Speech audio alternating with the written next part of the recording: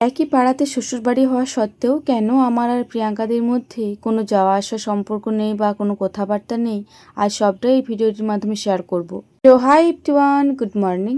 আশা করছি সকলে খুব ভালো আছেন আর সুস্থ আছেন, আর আমরাও বেশ ভালো আছি। আজ দিনটা হলো বৃহস্পতিবার, এখন ঘড়ির কাঁটায় সকাল ওই 8টা মতো বাজছে। এখন থেকে আজকের ব্লগটা আমি শুরু করছি। আশা করছি আজকের ব্লগটি আপনাদের ভালো লেগে থাকবে। সকালের যে টুকিটাকি কাজগুলো থেকে থাকে ওই সব কাজগুলোই কিন্তু কমপ্লিট করা হয়ে গিয়েছে। যেমন সোনামাকে খাবার খাওয়ানো, ক্লিনিং করানো, কাচাকুচি করা, ওই সব কিছুই সেরে নিয়েছি। ওইদিকে দিদিভাই ভাতটাও চাপিয়ে দিয়েছে। এই মুহূর্তে এক গ্লাস কুসুম গরম জল নিয়ে বসেছি কুলকুচি করার জন্য। ডাক্তারবাবু তো আমাকে সারাদিনে 5 থেকে 6 বার মতো করতে বলেছে, তবে সেটা তো আর সম্ভব হচ্ছে না। সারাদিনে ওই 2 থেকে 3 বার মতো করছি। একদমই খেয়াল পড়ছে না জানেন তো, না হলে করা হতো। এদিকে গরম জলে গার্গিলটা করে পরে গিয়েছিলাম মায়ের বাড়িতে। মায়ের বাড়ির পাশে একটা কাকিমা রয়েছে, ওই কাকিমাটাই হাঁক দিচ্ছিল সকালে, তো আমি বললাম একটু পরে যাচ্ছি। আমি ভাবলাম হয়তো অন্য কিছু দরকার রয়েছে, তো সেই কারণে একটু পরেই গিয়েছিলাম। তো যে পরে দেখলাম যে মায়ের বাড়িতে এই যে 2টো মতো কাল্লা আর বেশ কটা মতো কুমড়ো ফুল ধরেছিল। এদিকে বাড়িতে এসে পরে ওগুলো তো রেখে দিয়েছি। এসে পরেই রান্নাশালাতে গেলাম, একবার মতো ভাতটা দেখলাম যে দেরি রয়েছে নাকি। দেখলাম যে এখনো পর্যন্ত দেরি রয়েছে। ওইদিকে দিদিভাই সোনা পাপাকে খাবার খাওয়াচ্ছে। যাই হোক, এদিকে আবার দেখলাম যে তেলের যে আমাদের বোতলটা রয়েছে, ওই তেলের বোতলটাতে আমাদের তেল নেই। আমাদের তো কেনা তেল, আমাদের তো চাষের তেল নয়, তো সেই কারণে বেশিরভাগ সময়ই দাদা ভাই কিন্তু এই বড় তেলের কৌটোটা নিয়ে চলে আসে। আর আমাদের বাড়িতে এই ছোট তেলের বোতলগুলো রয়েছে, এই ছোট তেলের বোতলগুলোতে আমরা তেলটা ঢেলে ঢেলে রান্না করি। কারণ এই বড় তেলটা যদি ঢেলে ঢেলে রান্না করা হয় তাহলে তেলের পরিমাণটা অনেকটাই পড়ে যায়। তো সেই কারণে আমরা এই ছোট তেলের বোতলটা ঢেলে ঢেলে রান্না করি, তাহলে কিন্তু ঢালতে বেশ সুবিধা হয়। সবসময় যে ছোট তেলের বোতলটা ঢেলে রান্না করি তাও নয়, এর থেকেও একটা ছোট জার রয়েছে, ওইটাতেও ঢেলে কিন্তু আমরা মাঝে মধ্যে রান্না করি। এই সোনামা বেশ অনেকক্ষণে উঠেছিল, তো ওইদিকে সোনামাকে ঘুম পাড়িয়ে দিয়েছি। তারপরে সোনামাকে ঘুম পাড়িয়ে দিয়ে আসার পরেই হঠাৎ দেখছি নীল সোনা চলে এসেছে। আপনারা হয়তো কম বেশি প্রত্যেকেই চিনে থাকবেন এই প্রিয়াঙ্কাদির ছেলেকে নীলকে। তো নীল সোনা ওর পাপার সঙ্গে এসেছে। তো ওর পাপা বললো যে ওর মাকে বলে আসেনি, ওর মা শুধু একবার মতো বললো যে একবার ঘুরিয়ে নিয়ে এসো, আমি তোদের বাড়ি নিয়ে চলে এসেছি। আর এই যে সোনা পাপাটা আমার নীল সোনাকে কিছুতেই ছাড়তে চাইছে না। আমাদের পাড়ার মধ্যে এই দুটোই বাচ্চা রয়েছে যারা ফ্রেন্ড হবে জানেন তো, তাছাড়া এদের বয়সী সেই রকম কোনো বাচ্চাই নেই। আর যটা বাচ্চাই রয়েছে সব কটাই কিন্তু মেয়ে হয়েছে, আর আমাদের পাড়ার মধ্যে এই দুটো বাচ্চাই শুধুমাত্র ছেলে হয়েছে।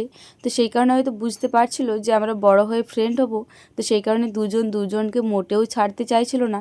তবে শুভদা বলছিল যে না, ওকে খাওয়াবে, তো সেই কারণে বিশেষ করে নিয়ে চলে যাচ্ছিল। ওদিকে শুভদা নিয়ে যাচ্ছিল আর ওইদিকে প্রিয়াঙ্কা দিয়েও চলে এসেছিল, কারণ বেশ অনেকক্ষণই হলো আমাদের বাড়িতে ছিল। সোনা পাপা কিছুতেই ছাড়তে চাইছিল না নীল সোনাকে, তো সেই কারণে নীলের খোঁজে প্রিয়াঙ্কা দিয়েও আমাদের বাড়ি চলে এসেছে। বেশ কটা দিদিভাই কিছুদিন আগে অনেক ভিডিওতেই কমেন্ট করছিলেন যে আমি কেন নীল সোনার অন্নপ্রাশনে যাইনি বা প্রিয়াঙ্কা দি কেন আমার মাকে দেখতে আসেনি। আমাদের একই গ্রামে শ্বশুরবাড়ি হওয়া সত্ত্বেও কেন আমরা যাওয়া আসা করি না বা আমাদের মধ্যে কোনো কথাবার্তা নেই। আমাদের মধ্যে কথাবার্তা রয়েছে আর যাওয়া আসা খুব একটা হয় না, যেহেতু প্রিয়াঙ্কা দিয়েরও একটা বাচ্চা ছেলে রয়েছে আর আমারও একটা বাচ্চা মেয়ে রয়েছে। আমার মায়ের যখন শরীর খারাপ হয়েছিল তখন নীল সোনার অন্নপ্রাশন ছিল, সেই ব্যস্ততার মধ্যেই প্রিয়াঙ্কা দিয়ে আসতে পারিনি। আর আমিও নীল সোনার অন্নপ্রাশনে যেতে পারিনি, যেহেতু আমার হাজবেন্ড বাড়িতে থাকেনি সেই সময়, সেই কারণে। এর ভিডিওতেই তো আপনাদেরকে বলেছি যে রপটের মাসিমণি এসেছে, মানে দিদিভাইয়ের মা। দিদিভাই আর মাসিমণি দুজন মিলেই কিন্তু এই বাড়ির কাজগুলো সামলে নিচ্ছে। আপনাদের সাথে তো বাড়ির কাজকর্ম কোনো রকম শেয়ার করতে পারছি না, যেহেতু আমাকে সেরকম কোনো কাজকর্ম করতেই দিচ্ছে না। এখনও আমার দাঁতে ব্যথাটা কমেনি, এখনও কিন্তু গালটা হালকা ফুলে রয়েছে। যাই হোক, এই মুহূর্তে রান্না বান্না সব কিছু কমপ্লিট হয়ে গিয়েছে। মাসিমণি গিয়েছে এক জাল বাসন নিয়ে পরে কল পাড়াতে ধোয়ার জন্য, আর এদিকে সোনা পাপা উঠে পড়েছি, দিদিভাই গিয়েছে সোনা পাপার কাছকে। তো সোনামা এখনো পর্যন্ত উঠেনি, সোনামা এখনো পর্যন্ত ঘুমাচ্ছে। তো সেই কারণে ভাবলাম যে উনুন চালটা এখনো পর্যন্ত নাতা দেওয়া হয়নি, তাহলে না হয় উনুন চালের নাতাটা আমি না হয় দিয়ে দিই। বেশ অনেকটা টাইম পরে আপনার সাথে দেখা হচ্ছে। এখন ঘড়ির কাঁটায় ওই 8টা মতো বাজছে। এই মুহূর্তে আলু ভাজা চাপাচ্ছি। ওইদিকে দিদিভাই আর আমি দুজনা মিলেই আলু ভাজাটা বানিয়ে নিয়েছি।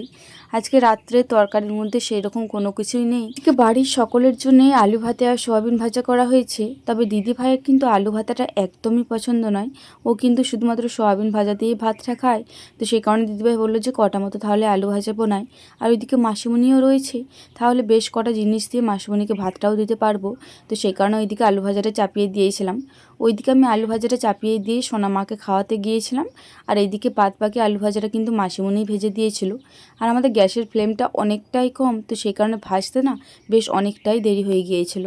এখন ঘড়ির কাঁটায় ওই রাত্রি 9টা মতো বাজছে। এই মুহূর্তে আমি খাবার নিয়ে বসে পড়েছি। আজকে রাত্রে কিন্তু আমি মুড়িই খাবো। এখনো পর্যন্ত আমার দাঁতের ঘাটা পুরোপুরি শোকায়নি, তো সেই কারণে আমি ভিজে ভাত একদমই খাচ্ছি না। যদি গরম ভাত হচ্ছে তবেই খাচ্ছি, তাছাড়া কিন্তু আমি গরম ভাত খাচ্ছি না। তো সেই রকম আজকেও কিন্তু বাড়িতে গরম ভাত হয়নি। তবে দিদিভাই বললো যে বুনু প্রেশার কুকারে বসিয়ে দিচ্ছি। তবে আজকে আমার না মুড়ি খেতেই ইচ্ছা করছিল। আজকে সন্ধ্যেবেলাতেই দাদা বেশ অনেকগুলো সিঙ্গাড়া চপ এনেছিল, তো চপও এখনো পর্যন্ত একটা রয়েছে আর সিঙ্গাড়াও রয়েছে। এদিকে চপটা আলু ভাতের সাথে মাখাবে বলে কিন্তু আমি চপটা নিয়ে নিই। এইদিকে একটা মতো সিঙ্গাড়া নিয়ে নিয়েছি আর অল্প কটা আলু ভাজা নিয়ে নিয়েছি। তারপরে জল দিয়ে ভালো করে মুড়িগুলো ম্যাশ করে এই মুহূর্তে খেয়ে নিচ্ছি।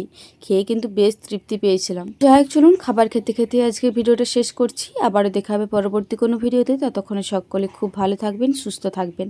আর এই কদিন হলো ভিডিওগুলো অনেকটাই ছোট ছোট হয়ে যাচ্ছে। আমি একটু সুস্থ হই, তারপরে আবারও লং ভিডিও আপনার সাথে শেয়ার করব।